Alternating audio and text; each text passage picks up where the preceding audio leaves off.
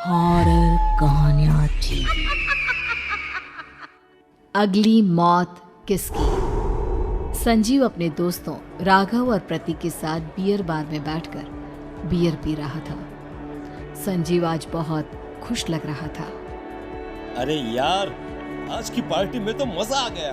तुम दोनों दोस्तों के साथ तो मेरी जिंदगी इतनी अच्छी है कि क्या बताओ कितनी अच्छी है। अरे भाई, अब दोस्ती की है तो जीना मरना सब साथ में। हाँ अरे यार सुनो, जल्दी से एक बियर और ऑर्डर करते हैं ना, एक आखिरी, और उसके बाद ये जश्न यही खत्म हो जाएगा।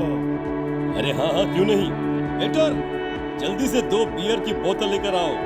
आज मेरे दोस्तों को जश्न मनाना है, क्यों? इतने में वहां पर एक बहुत सुंदर लड़की छोटे छोटे कपड़े पहनकर हाथ में बियर की बोतल लेकर उसके पास आती है। ये लीजिए, आपने बियर ऑर्डर की थी ना, मैं लेकर आ गई। क्या बात है यार, इस बार की वेटर तो बड़ी सुंदर है। अब बियर लेकर आई हो तो अपने हाथों से ही पिला दो ना। हाँ हाँ, क्यों नहीं, जैसा आप बोलोगे मैं वैसा ही करूँगी। क्या बात है यार, अब तो लगता है रोज यही आना पड़ेगा। उसके बाद वो लड़की उन तीनों को बियर सर्व कर देती है। पार्टी करने के बाद वो तीनों अपने अपने घर जाते हैं। प्रतीक संजीव और राघव को उनके घर छोड़कर जैसे ही अकेला अपनी कार में आकर बैठता है तो अचानक उसे एहसास होता है जैसे उसकी कार की पीछे वाली सीट पर कोई बैठा हुआ है। वो तुरंत पीछे मुड़कर देखता है। तुम यहाँ क्या कर रही हो? और तुम मेरी कार में कब आई? अरे तुम तो बार में वेटर थी ना। बस ऐसे ही मेरा दिल कर रहा था आपके साथ आपके घर चलने का, इसलिए मैं आपके साथ चली आई। अरे लेकिन तुम मेरी कार में आई कब? अभी कुछ देर पहले तो यहाँ पर मेरे दोस्त बैठे हुए थे। प्रतीक के इतना बोलते ही उस लड़के का चेहरा खतरनाक तरीके से बदल जाता है। उसकी आंखें पत्थर की तरह सफेद और पूरे शरीर पर नीली नीली नसें उभर आती है।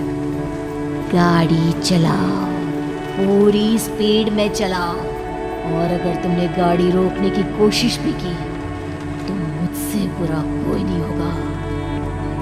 डर की वजह से प्रतीक के पसीने छूटने लगते हैं। उसका शरीर बुरी तरह से कांप रहा था। प्रतीक बिना कुछ सोचे समझे कार को फुल स्पीड से चलाना शुरू करता है। चलते चलते वो शहर से दूर एक पहाड़ी पर पहुंच जाता है और सामने अब सिर्फ पहाड़ी का किनारा दिख रहा है, जिसे देख प्रतीक घबराकर अचानक से कार को ब्रेक लगाता है। देखो देखो देखो देखो, मुझे छोड़ दो मुझे। अगर मैंने गाड़ी जरा सी भी आगे बढ़ाई तो हम दोनों नीचे गिरकर मर जाएंगे। ये तो तुम्हें पहले सोचना चाहिए था ना। अब कुछ नहीं हो सकता।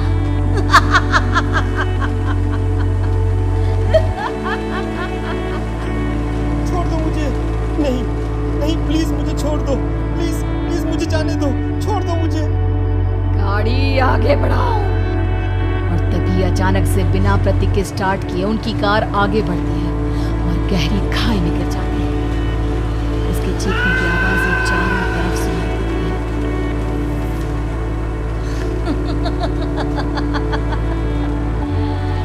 तुझे मारकर मेरे कलेजे में जल रही आग को थोड़ी शांति तो मिल गई, लेकिन अभी ये कहानी खत्म नहीं हुई। और फिर अगले दिन राघव और संजीव को पता चलता है कि प्रतीक की पहाड़ी से नीचे गिरकर मौत हो गई। अरे कल रात की तो बात है यार, हम सब बैठकर पार्टी कर रहे थे, लेकिन मेरी एक बात समझ में नहीं आ रही। राघव शहर से इतना बाहर उस पहाड़ी पर इतनी रात को क्या करने गया था यार? वही सोचकर तो मैं भी परेशान हूँ। हम दोनों को छोड़ने के बाद तो वो सीधा अपने घर जाने वाला था, और वो आत्महत्या क्यों करेगा भाई? कल रात तक वो कितना खुश था, हमारे साथ सेलिब्रेट कर रहा था। हाँ, लेकिन पुलिस ने तो यही कहा है कि प्रतीक ने अपनी कार को जानबूझकर पहाड़ी से नीचे गिरा दिया और आत्महत्या कर ली। अरे यार, संजीव मेरी तो कुछ भी समझ में नहीं आ रहा है। चल ठीक है, अब मैं अपने घर जाता हूँ। Okay bye. राघव अपने घर में अकेला था। दोपहर का वक्त था। तभी दरवाजे की घंटी बजी। कौन है? अरे 1 मिनट रुको, अभी आता हूँ। राघव ने जैसे ही दरवाजा खोला उसने देखा कि सामने एक बहुत खूबसूरत लड़की खड़ी हुई है। कौन है आप और यहाँ किससे मिलने आई हैं? देखिए ना, बाहर बारिश शुरू हो गई थी, मेरी गाड़ी खराब हो गई है। आपका घर नजर आया तो सोचा कुछ हेल्प ले लेती हूँ। क्यों नहीं, आइए ना, आइए। मेरे कपड़े पूरे भीग चुके हैं, क्या आपके पास टॉवल मिलेगा प्लीज? राघव अपने बाथरूम से एक टॉवल लाकर उस लड़की को देता है। थैंक यू सो मच, अब मैं चलती हूँ। अरे इतनी क्या जल्दी है? आप चाहे तो बारिश रुकने तक यहाँ पर रुक सकती हैं। हाँ। लड़की ने पलटकर राघव की तरफ देखा। नहीं, मुझे जाना होगा, मेरा काम बाकी है। और वो वहां से चली गई। उस लड़की के जाने के बाद राघव अपने बाथरूम में नहाने के लिए गया और जैसे ही उसने बाथरूम में देखा तो उसका टॉवल वहीं पर लटका हुआ था। उसने टॉवल हाथ में लिया तो देखा कि उसका पूरा टॉवल खून के धब्बों से सना हुआ है। अरे अरे ये क्या? ये टॉवल तो मैंने उस लड़की को दे दिया था। ये वापस मेरे बाथरूम में कैसे आ गया? और इस पर ये खून के धब्बे कहाँ से आ गए? राघव ने आईने में देखा तो उसकी गर्दन पर एक बड़ा सा चाकू का कट लगा हुआ था जिससे खून बह रहा था, जिसे देख राघव के होश उड़ गए। हाँ, अरे ये क्या? मेरी गर्दन इतनी ज्यादा कटी हुई है और मुझे दर्द भी नहीं हो रहा है। ये क्या हो रहा है मेरे साथ? राघव घबराकर बाथरूम से बाहर आया और अपना मोबाइल उठाकर उसने संजीव को फोन लगाया। संजीव जल्दी से मेरे पास आ जाओ। मुझे लगता है कुछ बहुत बड़ी गड़बड़ है, जल्दी आ जाओ। उधर से आवाज आई लेकिन वो आवाज संजीव की नहीं बल्कि एक लड़की की थी। कुछ अजीब नहीं हुआ है, बस तुम्हारी मौत तुमसे मिलने आई थी और तुम्हें मार कर चली गई। अब तुम इस दुनिया का हिस्सा नहीं हो राघव, इसलिए तुम्हें अपनी गर्दन के कटने का दर्द भी महसूस नहीं हो रहा। नहीं, ऐसा नहीं हो सकता, ऐसा नहीं हो सकता। कौन हो तुम? तुम्हारी मौत। अब संजीव के पास खबर पहुंचती है कि राघव ने अपने ही घर में चाकू से गर्दन काटकर आत्महत्या कर ली। ये सुनने के बाद संजीव के होश उड़ गए। वो पसीने से तरबतर हो गया और एक अनजाना डर अब उसके दिल को सताने लगा। संजीव के साथ ही उसका एक छोटा भाई राजीव भी रहा करता था। अपने भाई को इस तरह परेशान देखकर राजीव उसके पास आया। अरे भैया, क्या हुआ भैया? आप इतने घबराए हुए क्यों लग रहे हैं? प्रतीक और राघव की मौत, मेरा मतलब मेरे कुछ समझ में नहीं आ रहा भाई। अचानक से मेरे दोनों दोस्तों ने आत्महत्या क्यों कर ली?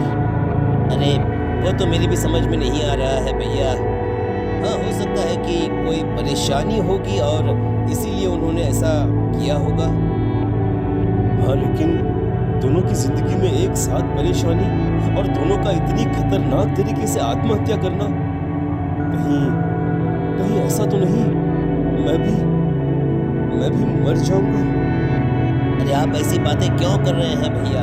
वैसे ही मैं इतना परेशान हूँ। जब से अंजलि ने मेरा साथ छोड़ा है तब से सब कुछ बहुत अजीब सा हो गया है। रोज रात को डरावने सपने आते हैं। ऐसा लगता है जैसे अंजलि बार बार मेरे सपनों में आकर मुझे डराने की कोशिश करती है। अंजलि का नाम सुनते ही संजीव की आंखें फट गई और उसके गले में आवाज अटक गई। उसके चेहरे पर घबराहट साफ नजर आ रही थी। कौन थी वो लड़की जिसने प्रतीक और राघव को आत्महत्या की आड़ में मौत की घाट उतार दिया? और कौन थी अंजलि जो बार बार राजीव के सपनों में आकर उसे डरा रही थी? अंजलि का नाम सुनकर संजीव इतना घबरा क्यों गया? इन सवालों के जवाब जानने के लिए देखिए इस खतरनाक कहानी का अगला भाग।